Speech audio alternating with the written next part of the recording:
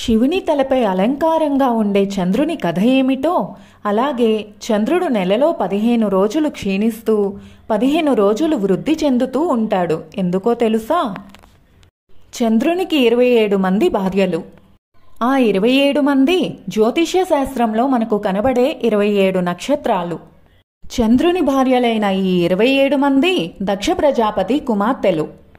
అయితే 4వ భార్య అయిన రోహిణి అంటే చంద్రునికి ఎక్కువ ఇష్టం. ఇది చంద్రుని మిగిలిన భార్యలకు బాధను కలిగించింది. వారందరూ దక్షుని వద్దకు వెళ్ళి ఈ విషయమై ఫిర్యాదు చేశారు. దక్షుడు కోపోద్రిక్తుడై, రోజులు గడిచే కొద్దీ నీ శక్తులు క్షీణించి నీ కాంతి తగ్గిపోతుంది అని చంద్రుణ్ణి శపించాడు. అప్పుడు చంద్రుడు బ్రహ్మదేవుని సలహాతో సరస్వతీ నది ఒడ్డున ఒక లింగాన్ని ప్రతిష్ఠించి పూజించాడు.